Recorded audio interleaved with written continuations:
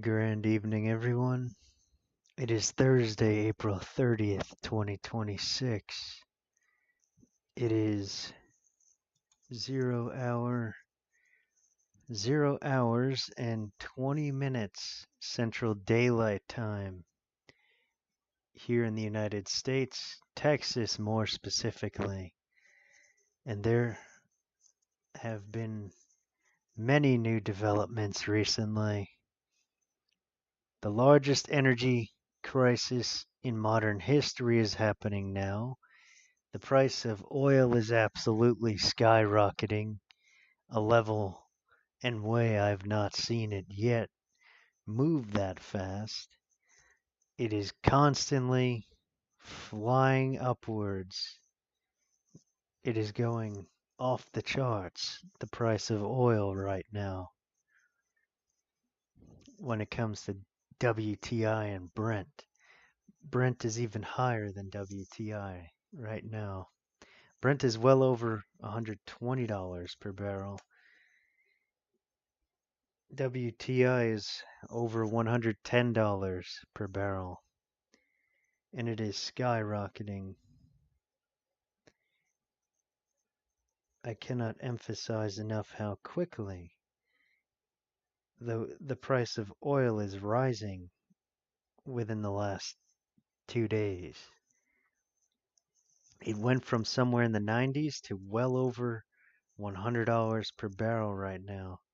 Once again, WTI is at almost $110 per barrel. It did reach that earlier.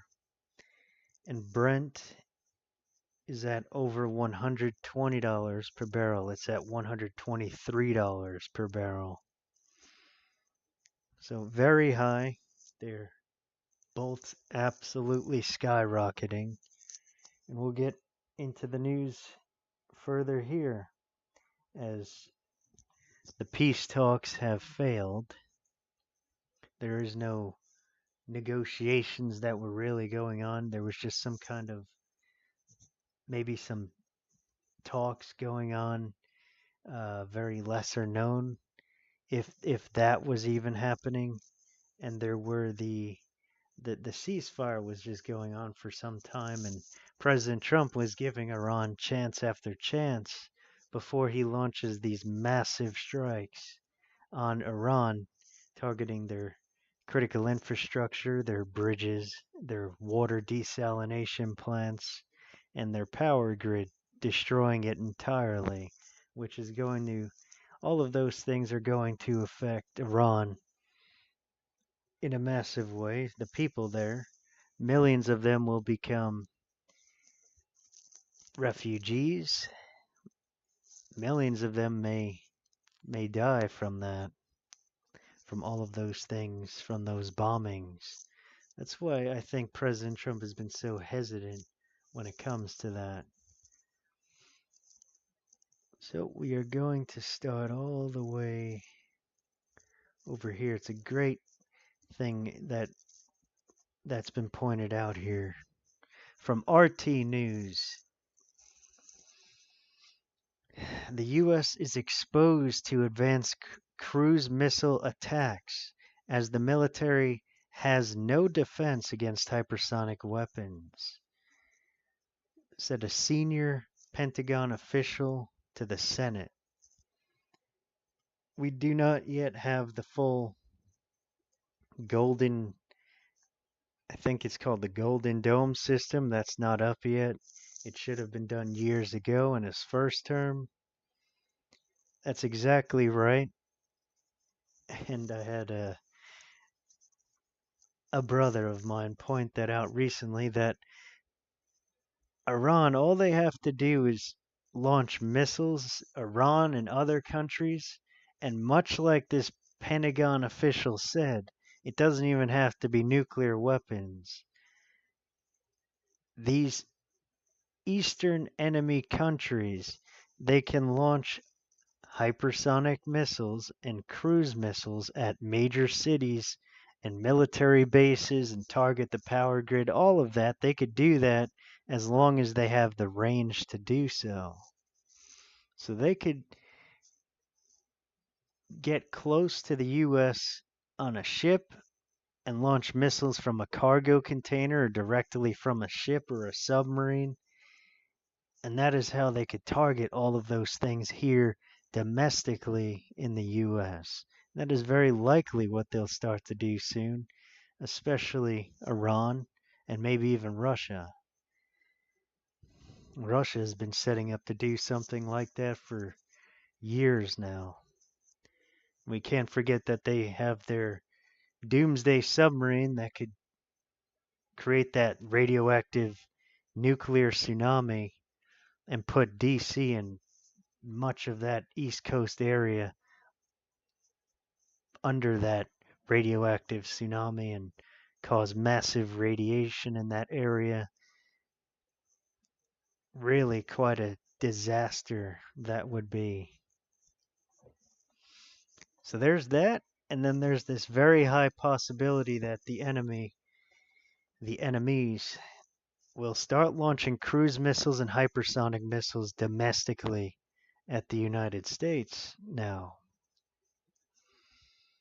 And then we have this here from Douglas McGregor. It's a very, very smart old Army colonel. He's retired. He's been on a lot of the news over the years. He said himself, the Iranian negotiations have collapsed. Massive deployments now in the region, as I've been pointing that out. That was, I think, shortly after I was pointing out what they were doing the last time. It was this. It was this here. The United States Air Force Air Bridge, all of these planes, the last time this was like the main topic, have been going back and forth from the US across Europe all the way to the Middle East. Nearly nonstop.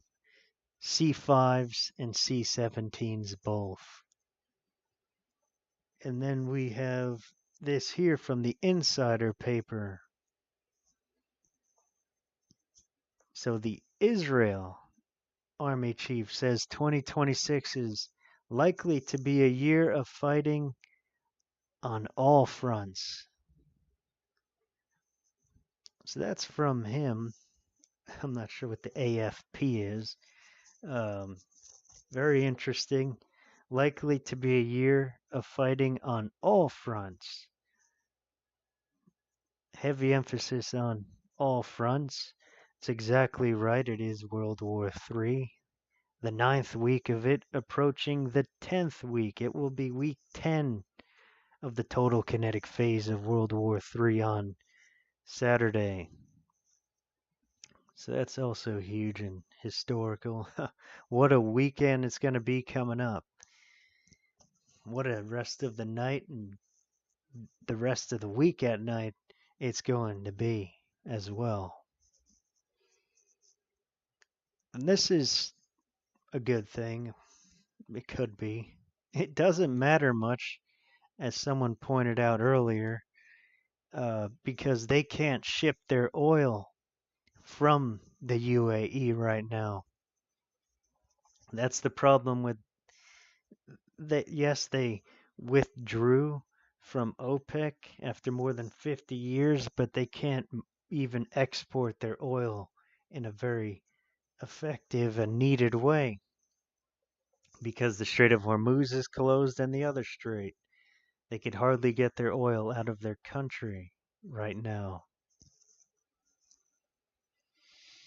So, the United Arab Emirates has announced it will withdraw from OPEC after more than 50 years, with the move set to take effect May 1st. The decision would allow the UAE to boost oil production without OPEC quota limits, a major shift that could impact global oil prices. The move is also being viewed by some as a potential win for President Trump, who has repeatedly accused OPEC of inflating prices and ripping off the rest of the world. So maybe it's a good thing for the price of oil. It could be a very good thing for the price of oil. Though, once again, they cannot export all of that oil that they have in the UAE because both straits, those main ones, including the Strait of Hormuz, are still closed. They cannot export it that way now.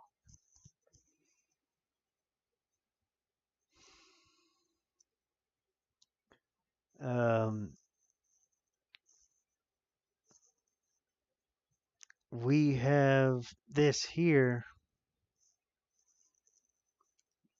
I just saw something we'll talk about in a moment.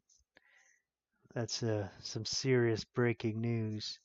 Um, President Trump posts a new headline claiming he is King Charles' cousin. So President Trump now claims he is the King of England's cousin through some distant relation, which is quite interesting.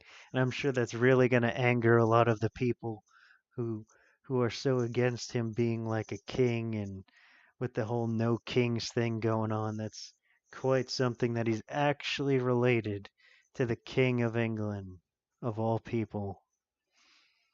Not too surprising there at all. I've known something about that with bloodlines and families for thousands of years. It's been that way, where they have leaders and people in high positions of government. They are all from usually royal bloodlines with ancient ancestry, things like that. Not too much of a surprise there, though. That's still quite something. It's really something that he came out and claimed and actually said that he's related to the current King of England as as he's his cousin, as President Trump is his cousin.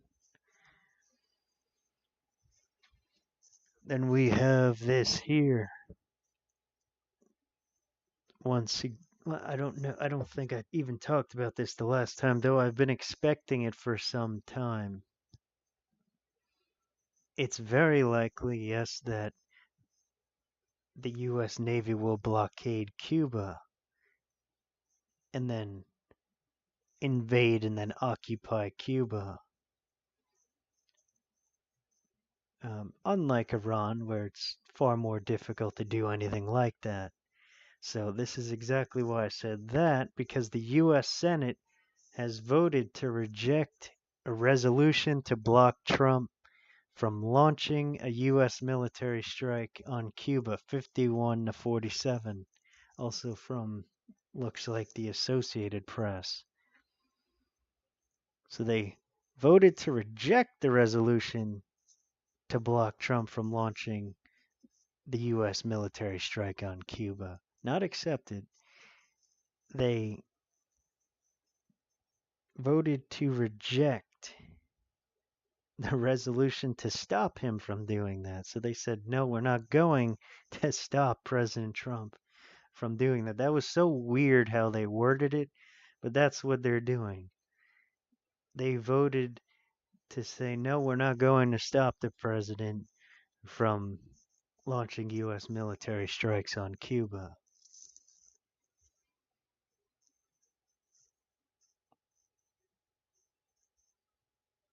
Then we have this up top here. President Trump has no intention to break the blockade, to stop blockading Iran anytime soon. Let me check my audio real fast before we continue. We have brand new further breaking news in a moment. Anytime. Okay.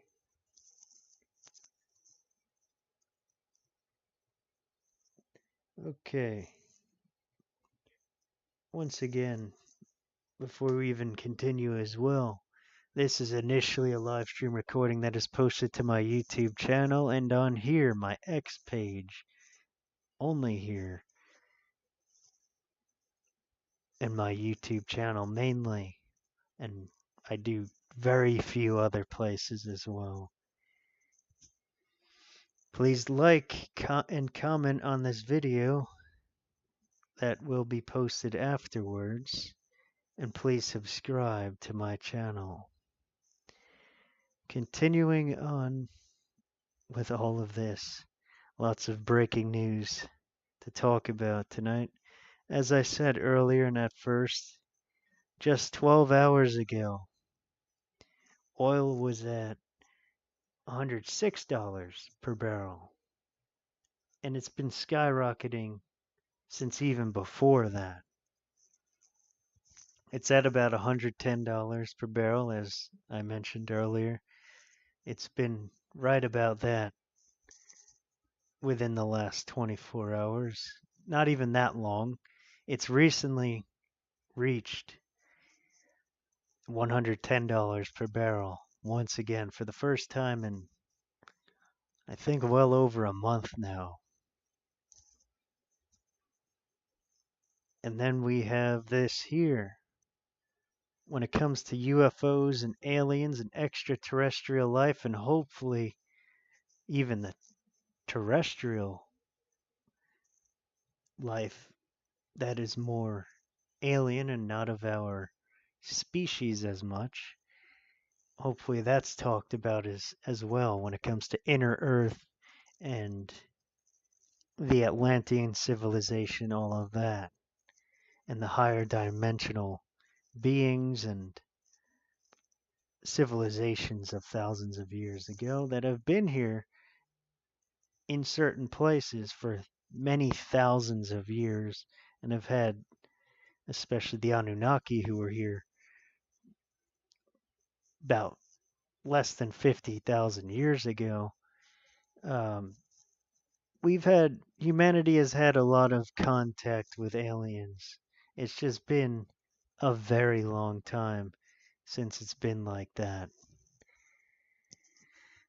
Humanity and reality was potentially even operating at a higher dimensional level. Uh, it was definitely very high, the consciousness level, way back then, and it is now rising once again. Recently, there's been a lot of major shifts happening on a positive note, and the frequency is rising very much. The resonance of the planet itself, if you look into the Schumann resonance. And then we have this here from BRICS News, back to the war news.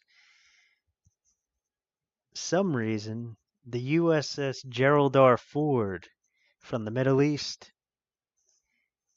it's now on the way back from over there to Norfolk, Virginia, to repair and resupply all of that and wait for further orders. Very interesting bit of news there. Then, as of very recent, as I've said, peace and negotiations, all that is all nonsense now. They failed. Negotiations broken, powerful strikes incoming, targeting Iran's infrastructure. That was also from Colonel Douglas MacGregor, that retired Army colonel. Stand by. Gotta drink some more water before getting into these last bits of news.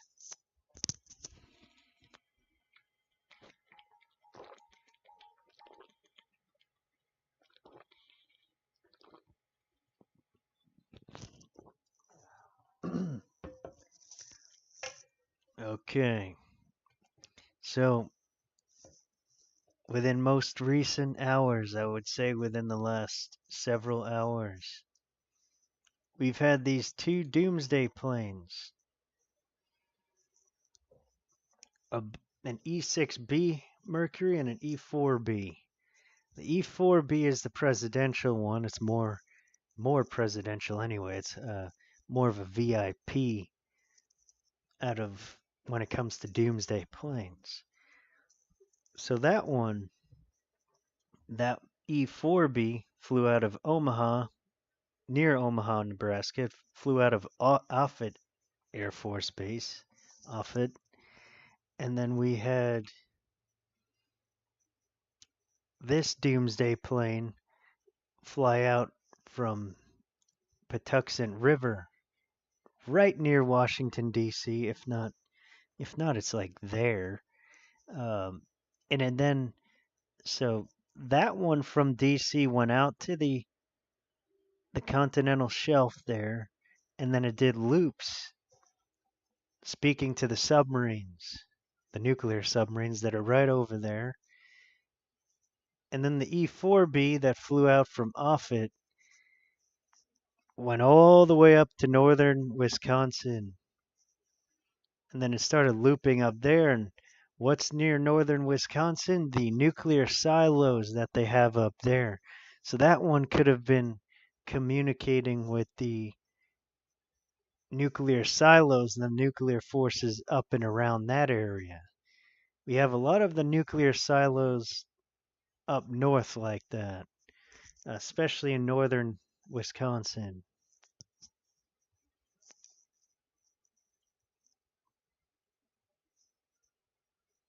So that was very interesting, very unusual for them to be doing that at around the time that it happened within the last few hours. Very unusual. Very concerning. What they were doing is most concerning. As of even more recent after that, some of the most breaking news is that on the nuclear war frequencies within the last hour, especially within the last 20 minutes, we've had a Skymaster for the first time in months on the U.S. nuclear war frequencies. Skymasters are rare. There were like 40 or 50 of them months ago. That was only 1 or 2 nights. That was one of the last times I remember there being a Skymaster. That was, let's see, maybe February. I think that was sometime in February. The last time I heard one Skymaster was sometime in February. So that is happening now. As I've recently talked about, it is great to monitor the nuclear forces on those frequencies. One of them is 8992, and the other that I know of, the other main one, is 11175. So it's very important and very useful, more accurately, to know how to tune into those frequencies. They got SDR websites that you could go on and find and listen to those. They're happening, I think, right now. Let me see what I could do here. See if we could catch some of that right now.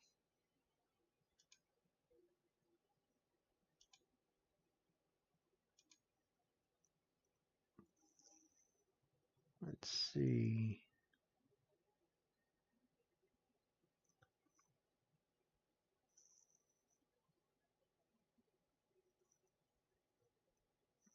Though they do have a lot of SDR websites and all of that. It's a real good one here. I think it's, let's see. I don't know if this is going to work this way.